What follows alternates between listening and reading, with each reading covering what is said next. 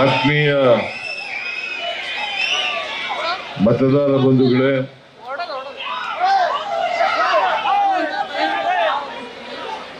ತಾಯಂದಿರೇ,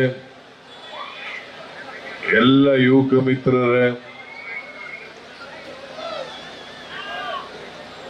ಈ ತಿಂಗಳು 26ನೇ ತಾರೀಕು ಲೋಕಸಭಾ ಕ್ಷೇತ್ರಕ್ಕೆ ಚುನಾವಣೆ ನಡೀತಾ ಇದೆ. ನಮ್ಮ ಪಕ್ಷದ ಅಭ್ಯರ್ಥಿಯಾಗಿ ಶ್ರೀಮತಿ ಸೌಮ್ಯ ರೆಡ್ಡಿ ಅವರನ್ನ ನಿಲ್ಲಿಸಿದ್ದೇವೆ.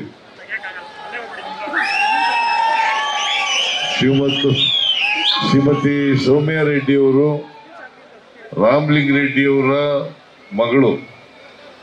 ಒಮ್ಮೆ ಶಾಸಕರಾಗಿ ಜಯನಗರದಲ್ಲಿ ಕೆಲಸ ಮಾಡಿದ್ದಾರೆ. ಅಲ್ಲಿ ಜನಪ್ರಿಯತೆಯನ್ನ ಉಳಿಸಿಕೊಂಡಿದ್ದಾರೆ.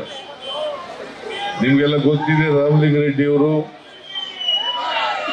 ಬೆಂಗಳೂರು ನಗರದಲ್ಲಿ ಬಹಳ ಚಿರಪರಿಚಿತರಾಗಿರ್ತಕ್ಕಂಥ ರಾಜಕಾರಣಿ. ಈಗ 2ನೇ ಬಾರಿಗೆ ಸಾರಿಗೆ ಸಚಿವರಾಗಿ ಕೆಲಸ ಮಾಡ್ತಾ ಇದ್ದಾರೆ. ಅವರು ಬೆಂಗಳೂರು ನಗರದಲ್ಲಿ ಜನರ ಪ್ರೀತಿ ವಿಶ್ವಾಸವನ್ನ ಗಳಿಸಿಕೊಂಡಿರ್ತಕ್ಕಂಥ ಒಬ್ಬ ರಾಜಕಾರಣಿ. ಈಗಾಗಲೇ ಕಬಡ್ಡಿ ಬಾಬು ಅವರು ಪ್ರಸ್ತಾಪ ಮಾಡದಂತೆ ನೀವೆಲ್ಲರೂ ಕೂಡ 26ನೇ ತಾರೀಕು ಮತಗಟ್ಟೆಗೆ ಹೋಗಿ ಸೌಮ್ಯ ರೆಡ್ಡಿ ಅವರಿಗೆ ಆಶೀರ್ವಾದ ಮಾಡಿ ಅವರನ್ನ ಗೆಲ್ಲಿಸ್ಕೊಡ್ಬೇಕು ಅಂತೇಳಿ ನಾನು ಇವತ್ತು ಭುವನೇಶ್ವರಿ ನಗರನ ಇದು ಭುವನೇಶ್ವರಿ ನಗರ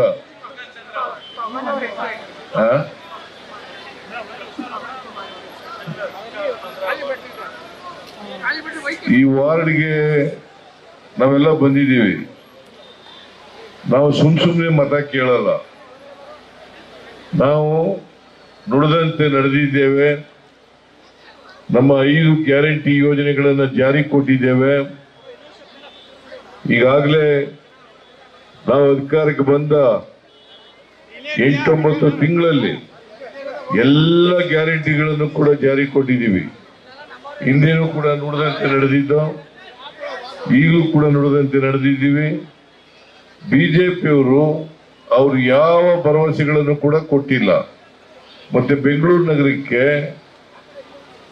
ಯಾವ ಕಾರ್ಯಕ್ರಮಗಳನ್ನು ಕೂಡ ಮಾಡಿಲ್ಲ. ಅವರು ಇಲ್ಲಿ ಲೋಕಸಭೆಗೆ ಹೋಗಿರ್ತಕ್ಕಂಥ ಸೂರ್ಯ ಅವರು, ಎಂತ ಸೂರ್ಯ ಅವರು,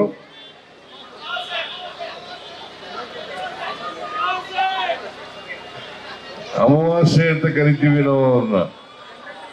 ಅವರು ಒಂದು ದಿನ ಕರ್ನಾಟಕಕ್ಕೆ ಆಗಿರ್ತಕ್ಕಂಥ ಅನ್ಯಾಯದ ಬಗ್ಗೆ ಪಾರ್ಲಿಮೆಂಟ್ ನಲ್ಲಿ ಮಾತಾಡಿಲ್ಲ.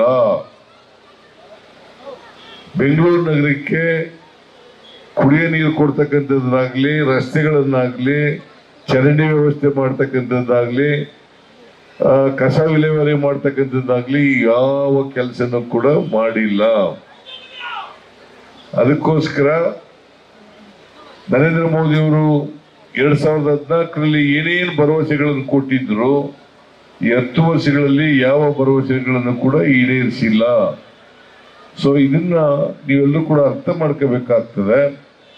ಅರ್ಥ ಮಾಡ್ಕೊಂಡು 26ನೇ ತಾರೀಕು ನಡೀತಕ್ಕಂಥ ಚುನಾವಣೆಯಲ್ಲಿ ನೀವೆಲ್ಲರೂ ಕೂಡ ಹಸ್ತದ ಗುರುತಿಗೆ ವೋಟ್ ಹಾಕಿ ಶ್ರೀಮತಿ ಸೌಮ್ಯ ರೆಡ್ಡಿ ಅವರನ್ನ ಗೆಲ್ಲಿಸಿ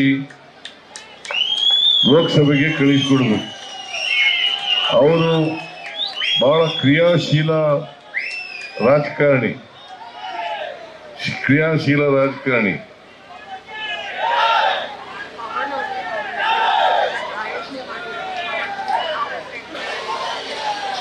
ಸೊ ಈ ಕಾರ್ಯಕ್ರಮವನ್ನ ಏರ್ಪಾಡು ಮಾಡಿರ್ತಕ್ಕಂಥವರು ಪವನ್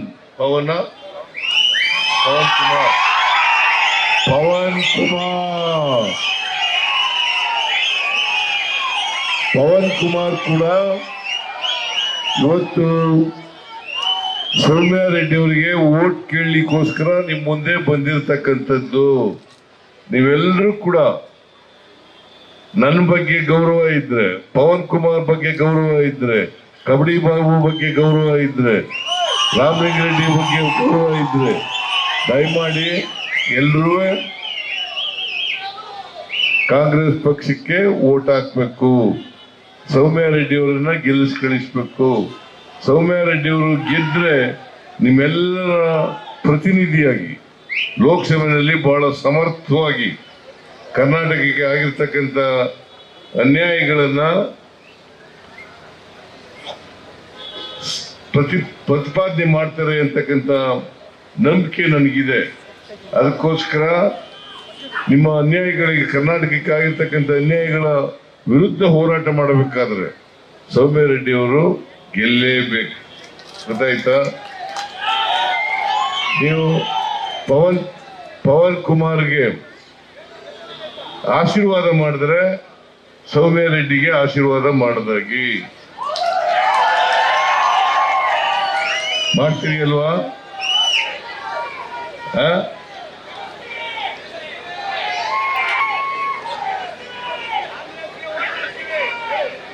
ನಮ್ಮ ಎಲ್ಲ ಗ್ಯಾರಂಟಿಗಳು ಜಾರಿಯಾಗಿದ್ದಾವ? ಬಸ್ನಲ್ಲಿ ಫ್ರೀಯಾಗಿ ಹೋಗ್ತಾ ಇದೀರಲ್ಲ, ಅಕ್ಕಿ ಬರ್ತಾ ಇದೆಯಲ್ಲ, ದುಡ್ಡು ಬರ್ತಾ ಇದೆಯಲ್ಲ, ತಿಂಗಳಿಗೆ 2,000 ರೂಪಾಯಿ ಬರ್ತಾ ಇದೆಯಲ್ಲ ಮಹಿಳೆಯರಿಗೆ, ಉಚಿತವಾಗಿ ಕರೆಂಟ್ ಸಿಗ್ತಾ ಇದೆಯಲ್ಲ, ಯುವಕರಿಗೆ ಭತ್ಯೆ ಸಿಗ್ತಾ ಇದೆಯಲ್ಲ. ಮತ್ತೆ ಇದೆಲ್ಲ ಮಾಡಿರ್ತಕ್ಕಂಥವ್ರು ನಾವು ಅಧಿಕಾರಕ್ಕೆ ಬಂದ 10 ತಿಂಗಳೊಳಗಡೆ ಮಾಡಿದ್ದೇವೆ. ಭಾರತೀಯ ಜನತಾ ಪಕ್ಷದವರು ಅವರು ಬರೀ ಸುಳ್ಳು ಹೇಳ್ಕೊಂಡು ತಿರುಗಾಡ್ತಾ ಇದ್ದಾರೆ. ಇವತ್ತು ನಾವು ಸತ್ಯ ಹೇಳ್ತಾ ಇದ್ದೀವಿ. ಭಾರತೀಯ ಜನತಾ ಪಕ್ಷದವರು ಸುಳ್ಳು ಹೇಳ್ತಾರೆ. ಸುಳ್ಳು ಸತ್ಯ. ಕಾಂಗ್ರೆಸ್ ಅಂದ್ರೆ ಸತ್ಯ, ಬಿಜೆಪಿ ಅಂದ್ರೆ ಸುಳ್ಳು. ಅದಕ್ಕೆ ನಾನು ಅನೇಕ ಸಾರಿ ಹೇಳ್ತೀನಿ, ಬಿಜೆಪಿ ಅವರ ಮನೆ ದೇವರು ಸುಳ್ಳು. ಈ ಸುಳ್ಳು ಹೇಳೋರಿಗೆ ವೋಟ್ ಕೊಡ್ತೀರಾ? ಅದರಿಂದ ತಾವೆಲ್ಲ 26ನೇ ತಾರೀಕು ಮತಗಟ್ಟೆಗೆ ಹೋಗಿ ಪಕ್ಷದ ಚಿಹ್ನೆ ಹಸ್ತದ ಗುರುತಿಗೆ ನೀವೆಲ್ಲ ಮತ ಚಲಾಯಿಸಿ ಸೌಮ್ಯ ರೆಡ್ಡಿ ಅವರನ್ನ ಗೆಲ್ಲಿಸ್ಕೊಡ್ಬೇಕು ಅಂತೇಳಿ ನಿಮ್ಮಲ್ಲಿ ಅತ್ಯಂತ ಕಳಕಳಿಯಿಂದ ಪ್ರಾರ್ಥನೆ ಮಾಡ್ತೇನೆ. ಇನ್ನೂ 8 ಕಡೆ ಹೋಗ್ಬೇಕಾಗಿರೋದ್ರಿಂದ ಸಮಯದ ಅಭಾವದಿಂದ ಹೆಚ್ಚು ಮಾತನಾಡ್ಲಿಕ್ಕೆ ಹೋಗಲ್ಲ. ದಯಮಾಡಿ ನಿಮ್ಮಲ್ಲಿ ಕೈ ಜೋಡಿಸಿ ಪ್ರಾರ್ಥನೆ ಮಾಡ್ತೀನಿ, ಕಾಂಗ್ರೆಸ್ಗೆ ಮತ ಹಾಕಿ ಸೌಮ್ಯ ರೆಡ್ಡಿ ಅವರನ್ನ ಗೆಲ್ಲಿಸಿ. ನಿಮ್ಮೆಲ್ಲರಿಗೂ ನಮಸ್ಕಾರ. ನ್ಯೂಸ್ ಫಸ್ಟ್, ನಿರ್ಭೀತಿಯಿಂದ ನಿಮ್ಮ ಪರವಾಗಿ.